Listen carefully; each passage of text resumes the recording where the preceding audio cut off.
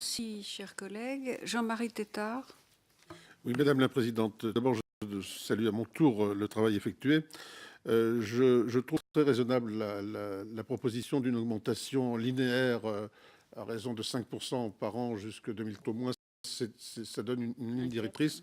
Je crois qu'elle serait facilitée si, lorsque nous décidons, comme nous l'avons fait pendant toutes ces années, de faire accepter des financements de type non budgétaire, c'est-à-dire les financements de solidarité, TTF ou taxe sur les billets d'avion, de peut-être avoir des assiettes moins grandes ou des taux moins importants si on appliquait l'ensemble de la recette à l'aide au développement. Parce que là, on joue un double jeu. L'État se laisse faire au bout de débats parlementaires pour créer la taxe, mais ensuite met un plafond et donc quelque part la solidarité a bon dos parce qu'elle permet d'apporter des éléments au budget de l'État sur le prétexte de la solidarité. Ce serait beaucoup plus raisonnable d'être raisonnable sur ces questions-là. Le second point, dans le bilatéral et multilatéral, nous parlons beaucoup de ces rapports-là. En fait, il faudrait parler du FSD.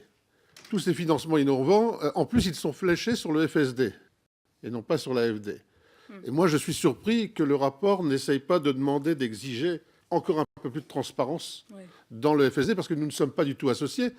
Et après toutes les discussions que nous avons eues dans l'hémicycle, je m'aperçois qu'en décembre dernier, presque en catimini, un décret est sorti pour allonger la liste des organismes multilatéraux qui vont bénéficier du FSD. C'était le 16 décembre ou quelque chose comme cela. On l'a découvert un peu plus tard.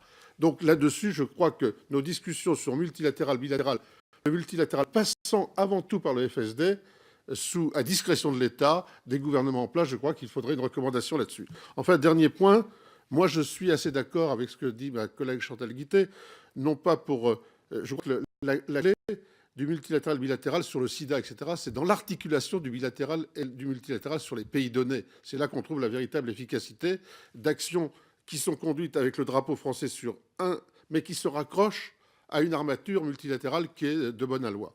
Enfin, je crois qu'il faut distinguer aussi le multilatéral de l'Union européenne. Mon collègue Jean-Jacques Miard est très friand de ramener l'argent de l'Union européenne dans nos mains, mais c'est ce qui est fait de plus en plus par l'AFD. Dans les facilités, en fait, on a un taux de retour de nos contributions au Fed qui est très important dans les nouveaux mécanismes de financement que l'AFD est en train de mettre en place.